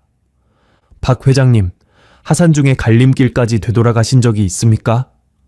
박정호의 눈이 미세하게 떨렸습니다. 아주 짧은 순간이었지만 윤경희는 놓치지 않았지요. 되돌아갔다고요? 아니요, 그런 적 없습니다. 그렇습니까? 윤경희는 서류 한 장을 꺼내 박정호 앞에 놓았습니다. 정수빈 씨의 진술조서 사본이었습니다. 당시 같은 산악회 회원이었던 정수빈 씨가 갈림길에서 박 회장님이 다시 올라오는 것을 목격했다고 진술했습니다. 세 여자 회원에게 무언가 말한 뒤 왼쪽 비공식 산길로 함께 들어가는 것을 보았다고 하는데요. 조사실에 침묵이 내려앉았습니다. 박정호의 얼굴에서 여유로운 빛이 사라졌습니다. 입술을 꽉 다문 채 진술서를 바라보더니 시선을 천장으로 돌렸습니다. 5초, 10초, 20초. 길고 무거운 침묵이 흘렀습니다. 그리고 박정호가 입을 열었습니다. 아, 그게 기억이 좀 헷갈렸나 봅니다. 윤경희가 눈을 들었습니다. 세 사람이 왼쪽 길에 야생화가 예쁘게 피어있는 곳이 있다고 해서 잠깐 같이 가본 적은 있습니다. 그런데 100m도 안 가서 제가 먼저 되돌아왔고 세 사람도 금방 온다고 했습니다. 11년 전 일이라 까맣게 잊고 있었네요. 윤경희는 그 말을 수첩에 그대로 받아 적었습니다. 표정은 변함이 없었지만 속으로는 확신이 굳어지고 있었지요. 11년간 유지해온 진술을 스스로 뒤집은 것이었습니다. 줄곧 선두에 있었고 따로 행동한 적이 없다 에서 잠깐 같이 갔지만 곧 되돌아왔다로 거짓말의 첫 번째 금이 간 것이었습니다. 윤경희는 멈추지 않았습니다. 두 번째 카드를 꺼냈지요. 박 회장님, 1993년 8월부터 10월 사이에 산악회 회비 통장에서 약 700만 원이 인출되었습니다. 이 출금에 대해 설명해 주시겠습니까? 박정호의 눈이 흔들렸습니다. 이번에는 아까보다 더 크게. 그건 산악회 운영, 경비로 정상적으로 사용한 겁니다. 장비 구입이라든가 행사 준비라든가. 석 달 동안 700만 원을요? 그때 장비를 좀 많이 샀습니다. 텐트도 새로 맞추고. 당시 총무였던 한지수 씨는 그 시기에 그만한 금액이 지출될 일이 없었다고 증언했습니다. 텐트나 장비 구입에 대해서도 들은 바가 없다고 하는데요. 박정호의 표정이 굳어졌습니다. 한지수 씨가 잘못 기억하는 거 아닙니까? 11년 전 일을. 한지수 씨만이 아닙니다. 당시 회원이었던 다른 분들에게도 확인했는데 그 시기에 대규모 장비 구입이 있었다는 기억을 가진 사람은 아무도 없었습니다. 박정호는 입을 다물었습니다. 윤경희가 이어서 말했습니다. 저희가 확인한 바로는 1993년 당시 박 회장님이 운영하던 건설업체가 심각한 자금난을 겪고 있었습니다. 그해 상반기에 수주한 공사 대금 회수가 지연되어 자재비와 인건비가 밀리고 있었지요. 박정호의 턱이 미세하게 떨리는 것이 보였습니다. 산악회 회비를 개인 사업 자금으로 전용하신 것 아닙니까? 그런 적 없습니다. 박정호의 목소리에 처음으로 날이 섰습니다. 그러나 윤경희는 흔들리지 않았지요. 그리고 실종된 김미영 씨가 은행 직원으로서 이 출금 내역을 발견하고 동료 회원들에게 알린 사실도 확인했습니다. 박정호의 얼굴이 하얗게 질렸습니다. 그것은 일순간이었지만 윤경희의 눈에는 선명하게 포착되었습니다. 조사가 이어질수록 박정호의 태도는 급격하게 변해갔습니다. 처음에 여유로운 모습은 온데간데 없이 사라졌고 질문 하나하나에 대답이 길어지거나 말끝을 흐리는 일이 잦아졌습니다. 윤경희가 구체적인 증거를 제시할 때마다 박정호는 잠시 침묵한 뒤 이전과 미묘하게 다른 대답을 내놓았지요. 진술이 조금씩 변해가고 있었습니다. 그러다가 조사가 2시간을 넘기자 박정호는 돌연 태도를 바꾸었습니다. 변호사를 부르겠습니다. 더 이상의 질문에는 답하지 않겠습니다. 묵비권이었습니다. 윤경희는 담담하게 고개를 끄덕였습니다. 예상했던 수순이었지요. 조사를 중단하고 박정호를 돌려보내면서 윤경희는 마음속으로 다음 단계를 정리하고 있었습니다. 진술의 균열은 확보했다. 동기도 드러났다. 그러나 재판에서 유죄를 이끌어내려면 결정적인 물증이 필요했습니다. 물증은 이미 경찰의 손에 있었습니다. 유골과 함께 발견된 은색 보온병, 그것이 열쇠였지요. 윤경희는 국과수에 보온병의 정밀 감식을 의뢰했습니다. 보온병은 10년 넘게 흙 속에 묻혀 있었기 때문에 부식이 심한 상태였지만 국과수 감식관들은 기적과 같은 결과를 끌어냈습니다. 심하게 부식된 보온병의 바닥면, 녹과 흙을 조심스럽게 제거하자 표면에 희미하게 각인된 글자가 드러났습니다. 세 글자, JHP, 영문 이니셜이었습니다. 당시 산악회 회원들 사이에서는 개인 물품에 이름이나 이니셜을 새기는 것이 유행이었다고 합니다. 단체로 산에 가면 보온병이나 물통, 도시락통 같은 물건이 뒤섞이기 쉬우니 자기 것에 표시를 해두는 거지요. JHP 박정호, 박중호. 박정호의 영문 이니셜이었습니다. 윤경위가 이 결과를 보고받았을 때 수사팀 사무실에 잠시 정적이 흘렀다고 합니다. 그리고 누군가 낮은 목소리로 말했지요. 이거면 됩니다. 범행 현장에 범인의 물건이 남은 것이었습니다. 세 사람의 것이 아닌 보온병이 새 유골과 함께 등산로에서 2km 떨어진 외진 비탈면에서 발견되었다. 그리고 그 보온병에는 박정호의 이니셜이 새겨져 있었다. 물증은 여기서 끝이 아니었습니다. 국과수는 유골 세 구에 대한 정밀 감식 결과도 추가로 보고했습니다. 세 유골 모두 두개골에서 외력에 의한 골절 흔적이 발견된 것이었습니다. 미영 씨의 유골에서는 두개골 후면, 그러니까 뒷머리 부분에 둔기로 가격당한 것으로 추정되는 함몰 골절이 확인되었습니다. 소연 씨와 정은 씨의 유골에서도 유사한 부위에 비슷한 형태의 골절 흔적이 나왔지요. 셋 다 뒤에서 머리를 맞은 것이었습니다. 실족사가 아니었습니다. 조난도 아니었습니다. 누군가 뒤에서 세 사람의 머리를 차례로 가격한 것이었습니다. 산에서 흔히 구할 수 있는 돌이나 굵은 나뭇가지 같은 것이 흉기로 사용되었을 것으로 추정되었습니다. 윤경위의 수사팀은 이 감식 결과를 토대로 사건의 전모를 재구성하기 시작했습니다. 그리고 결정적인 한 수가 더 있었습니다. 윤경위는 당시 산행에 참여했던 회원 오세진 씨를 찾아갔습니다. 오세진 씨, 부회장이었던 사람이지요. 당시 48살이었으니 2004년 현재는 59세가 된 셈이었습니다. 안양에서 정비소를 운영하다가 몇 년 전 건강이 나빠져 가게를 접고 집에서 쉬고 있었습니다. 윤경위가 방문했을 때 오세진 씨는 예상 밖으로 담담한 표정이었다고 합니다. 마치 언젠가는 누군가 올 것을 알고 있었다는 듯이. 들어오세요. 이야기할 게 있습니다. 윤경위가 자리에 앉기도 전에 오세진 씨가 먼저 입을 열었습니다. 11년 동안 이걸 말해야 하나 말아야 하나 고민했어요. 그런데 유골이 나왔다는 이야기를 듣고 더 이상 묻어둘 수가 없겠더라고요. 윤경위는 녹음기를 켜고 조용히 들었습니다. 그날 하산하고 주차장에 모였을 때 일입니다. 세 사람이 안 와서 다들 걱정하고 있었잖아요. 박 회장이 남자 회원 셋 데리고 다시 올라간다고 했을 때 나는 주차장에 남아 있었습니다.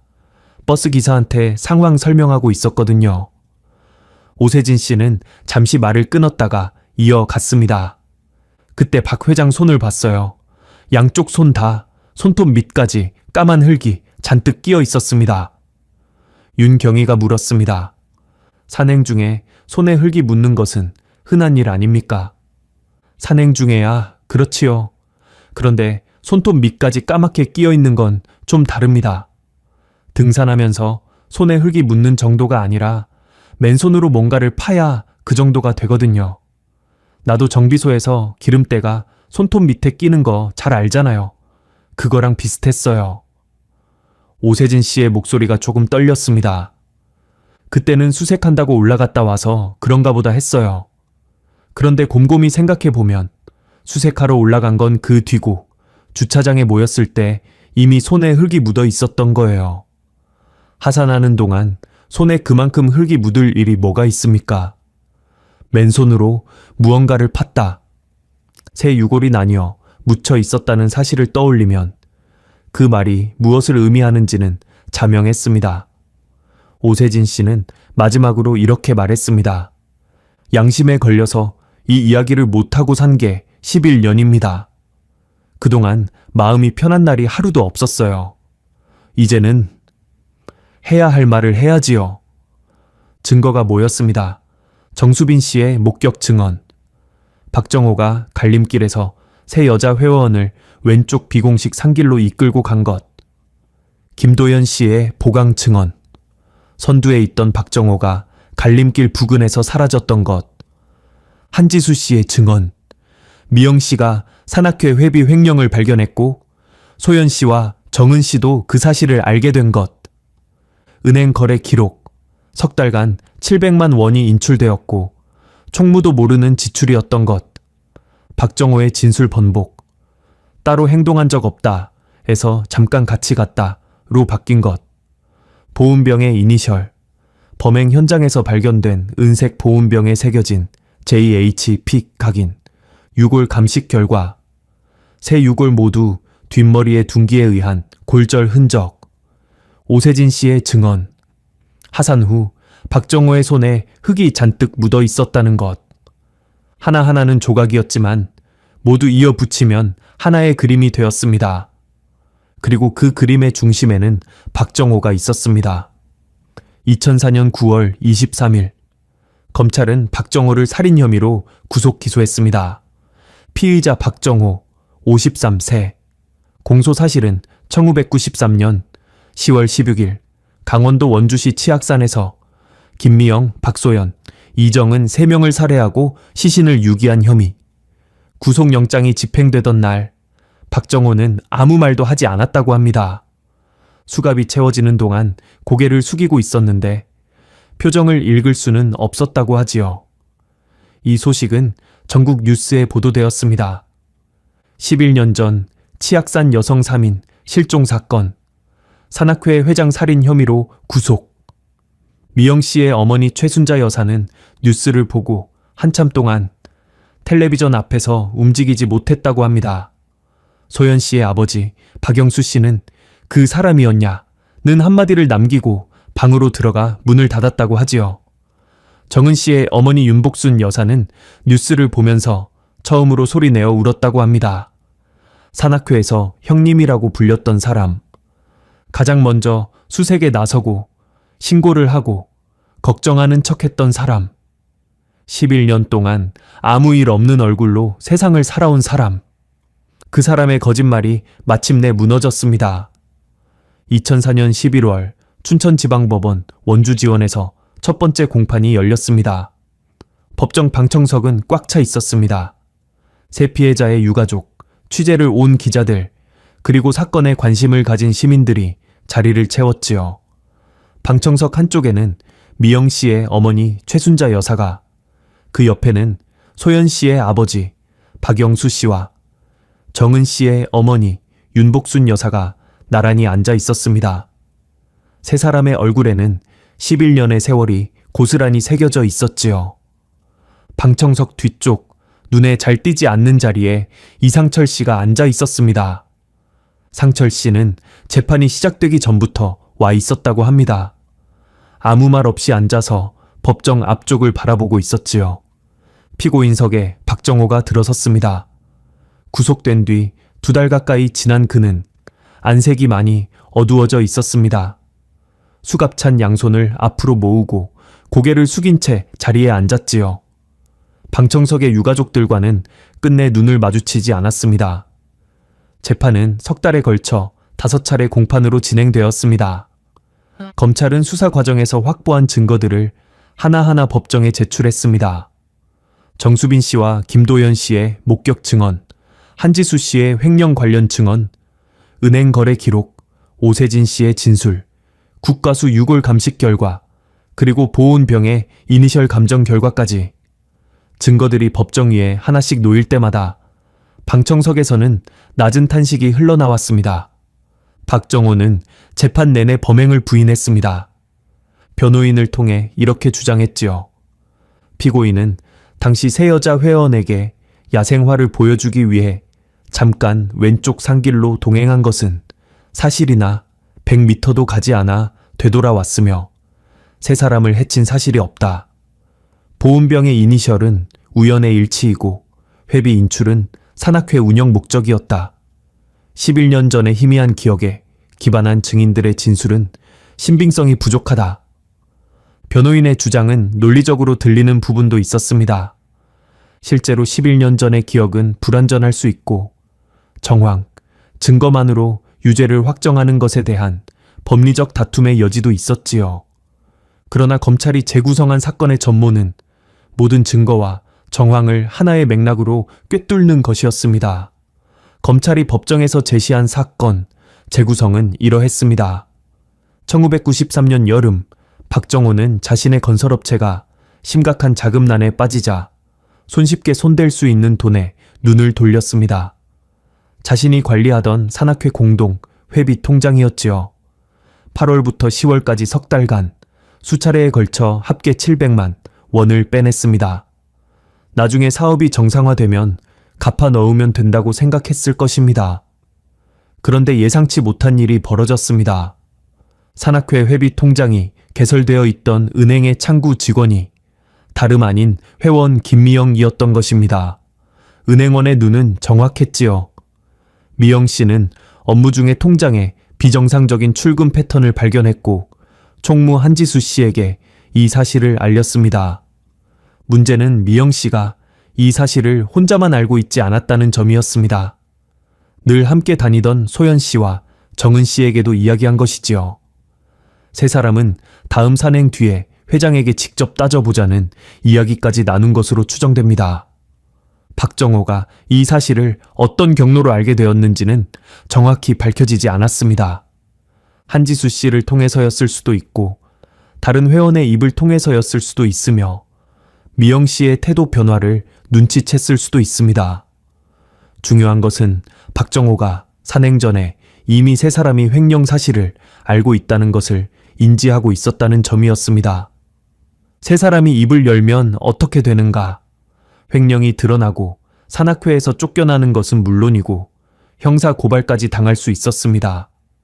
이미 자금난에 허덕이던 사업도 완전히 끝장나는 것이지요. 사회적 신용, 체면, 모든 것이 무너지는 상황이었습니다. 박정호는 결단을 내렸습니다. 검찰은 그것이 산행 전에 이미 계획된 범행이었다고 주장했습니다. 10월 16일 산행 당일, 박정호는 평소처럼 선두에 서서 일행을 이끌었습니다. 올라갈 때도 점심을 먹을 때도 아무런 이상한 기색을 보이지 않았지요. 하산이 시작되었을 때도 마찬가지였습니다. 여느 때처럼 앞장서서 내려갔습니다. 그런데 갈림길이 가까워졌을 때 박정호는 슬쩍 속도를 늦추었습니다. 선두그룹의 다른 회원들은 빠른 속도로 앞서 나갔고 박정호는 자연스럽게 뒤로 빠졌지요.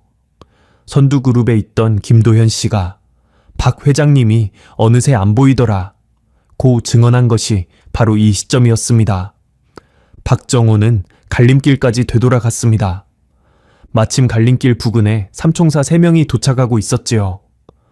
앞서 간 선두그룹과 뒤처진 후미그룹 사이에서 갈림길 부근은 잠시 한산한 상태였습니다. 정수빈 씨만이 갈림길에서 쉬고 있었을 뿐이고요. 박정호는 세 사람에게 다가가 무언가를 말했습니다. 정수빈 씨는 정확한 내용을 듣지 못했지만 박정호가 왼쪽 비공식 산길을 가리키며 설명하는 모습을 보았다고 했지요. 검찰은 이때 박정호가 세 사람에게 이쪽 길로 가면 전망이 좋은 곳이 있다거나 지름길이다 같은 말로 유인했을 것으로 추정했습니다. 혹은 통장 건으로 할 이야기가 있으니 잠깐 같이 가자고 했을 수도 있지요. 어떤 말이었든 세 사람은 박정호를 따라 왼쪽 길로 들어갔습니다. 산악회에서 형님으로 통하던 사람이었으니 의심할 이유가 없었을 겁니다. 왼쪽 비공식 산길은 정식 등산로와 달리 사람의 발길이 드문 곳이었습니다. 수풀이 우거져 있었고 조금만 안쪽으로 들어가면 바깥에서는 전혀 보이지 않는 외진 공간이 나왔지요. 검찰의 추정에 따르면 박정호는 세 사람을 비공식 산길에 외진 지점까지 데리고 간 뒤 주변에서 구한 둥기로 뒤에서 가격했습니다.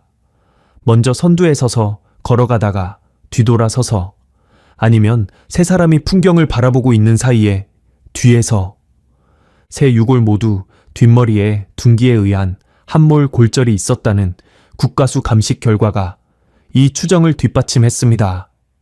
세 사람 모두 공격을 예상하지 못한 상태에서 뒤에서 맞은 것이었지요. 한 사람을 먼저 쓰러뜨린 뒤 당황한 나머지 두 사람을 차례로 가격했을 것으로 추정됩니다. 깊은 산속이었기에 비명이 밖으로 전해질 가능성은 낮았고 박정호의 체격이라면 여자 셋을 제압하는 것이 불가능한 일은 아니었지요.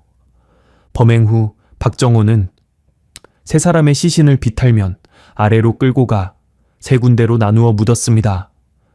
한 곳에 묻으면 발견될 위험이 크다고 판단한 것이지요.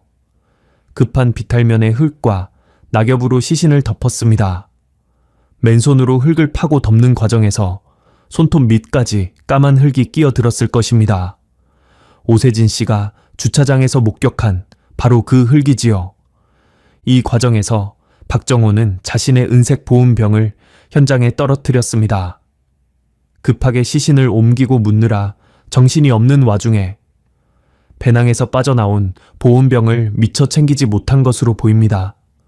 그것이 11년 뒤 결정적인 물증이 될 줄은 박정호 자신도 몰랐겠지요. 세 사람의 배낭과 소지품은 시신과 함께 묻었거나 더 깊은 곳에 따로 유기한 것으로 추정됩니다. 그래서 당시 수색에서 아무런 소지품도 발견되지 않았던 것이지요. 수색대가 뒤진 것은 정식 등산로 주변이었고 서쪽 능선의 외진 비탈면까지는 범위가 미치지 못했습니다. 모든 것을 처리한 박정호는 비공식 산길을 되돌아 나와 정식 등산로를 통해 하산했습니다. 주차장에 도착했을 때 이미 선두그룹의 회원들이 와 있었지만 박정호가 중간에 사라졌다가 돌아온 것을 심각하게 의아하게 여긴 사람은 없었습니다. 산행 중에 개인 행동을 하는 일이 드물지 않았으니까요. 그리고 새 여자 회원이 내려오지 않자 박정호는 가장 먼저 걱정하는 모습을 보였습니다. 직접 수색에 나서겠다고 했고 남자 회원 셋을 데리고 다시 산에 올라갔지요. 물론 그가 수색한 곳은 정식 등산로 주변이었습니다. 시신이 묻혀 있는 서쪽 비탈면 쪽으로는 가지 않았겠지요. 수색에 실패한 뒤에는 직접 경찰에 신고까지 했습니다. 범인이 수색의 선두에 서고 신고의 주체가 되었습니다. 가장 걱정하는 사람이 사실은 가장 잘 아는 사람이었던 것입니다. 완벽한 위장이었습니다.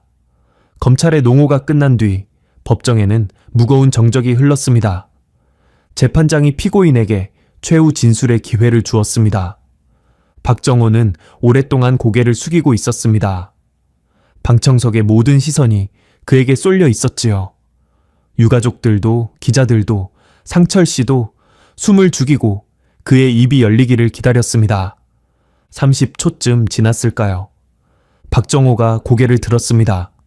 저는 세 사람을 해치지 않았습니다. 그 한마디를 남기고 다시 고개를 숙였습니다. 방청석에서 미영 씨의 어머니 최순자 여사가 작은 소리로 흐느끼는 것이 들렸습니다. 소연 씨의 아버지 박영수 씨가 순자 여사의 어깨를 잡아주었지요. 2005년 2월 14일 판결이 내려졌습니다. 춘천지방법원 원주지원 형사합의부는 피고인 박정회에게 무기징역을 선고했습니다. 재판장은 판결문을 낭독하며 이렇게 밝혔습니다. 피고인은 사적인 금전 문제를 은폐하기 위해 3명의 젊은 여성의 생명을 빼앗았다. 피해자들은 피고인을 신뢰하는 같은 산악회 회원이었으며 피고인은 이 신뢰를 악용하여 피해자들을 외진 장소로 유인한 뒤 범행에 이르렀다. 범행 후에도 피고인은 수색과 신고에 앞장서며 자신의 범행을 철저히 위장하였고 11년간 아무런 양심의 가책 없이 평범한 일상을 영위하였다. 피해자 3명의 존엄한 생명이 고작 700만 원의 횡령을 감추기 위해 희생되었다는 사실은 어떠한 변명으로도 용납될 수 없다. 유가족들이 11년 동안 겪은 고통은 가히 형량으로 보상될 수 있는 성질의 것이 아니나 법이 할 수 있는 최선을 다해 피해자들의 억울함에 응답하고자 한다. 무기징역. 판결이 선고되는 순간 법정 안이 술렁였습니다. 미영 씨의 어머니 최순자 여사는 두 손으로 얼굴을 감싸고 소리 없이 울었습니다.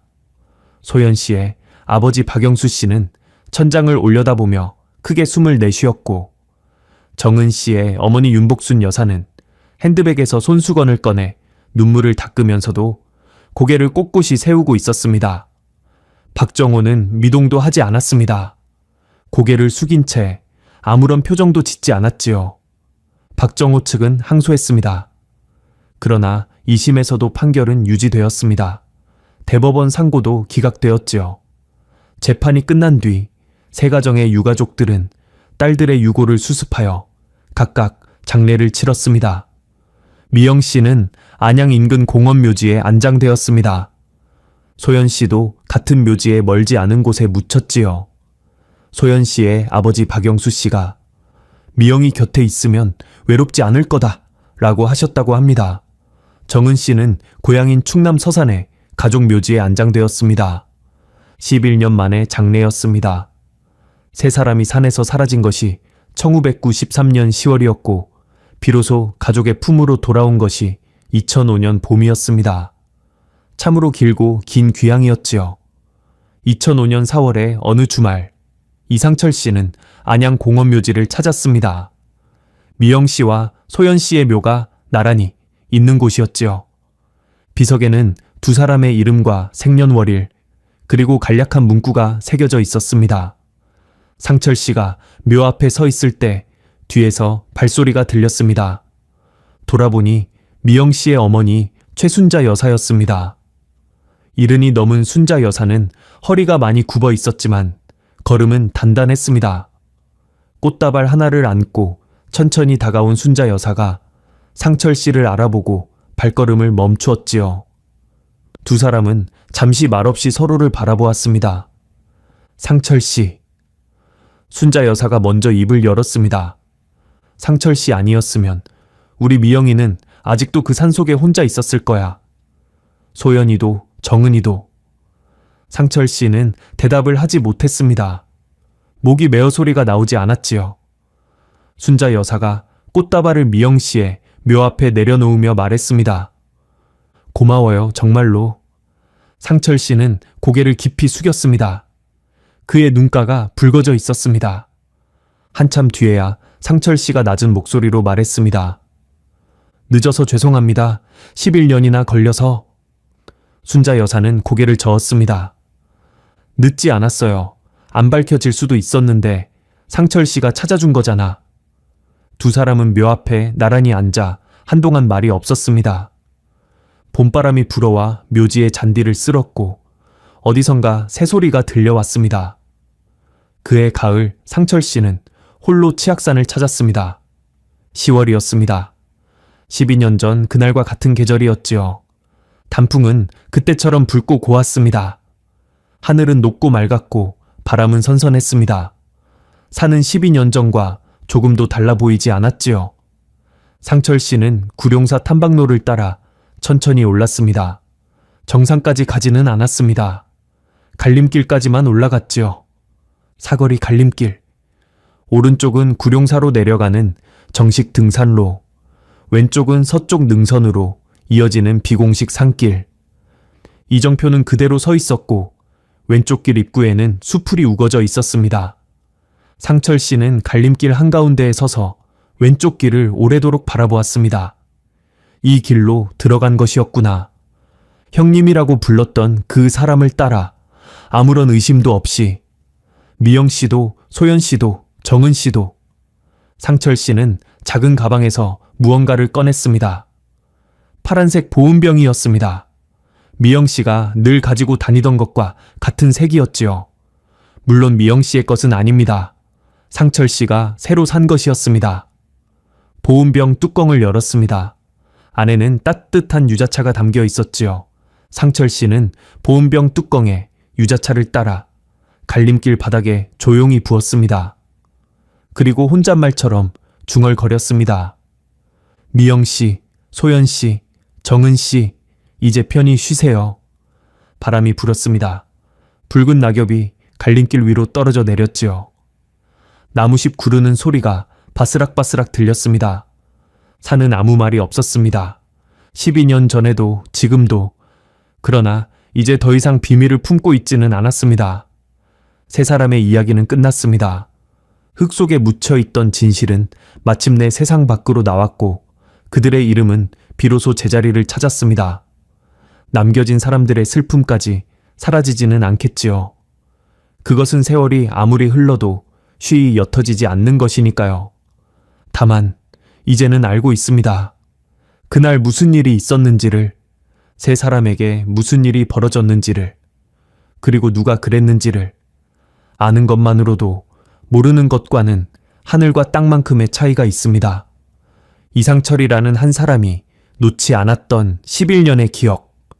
그 기억이 만들어낸 늦었지만 결코 헛되지 않았던 정의. 이것이 1993년 가을 치악산에서 벌어진 사건의 전부입니다.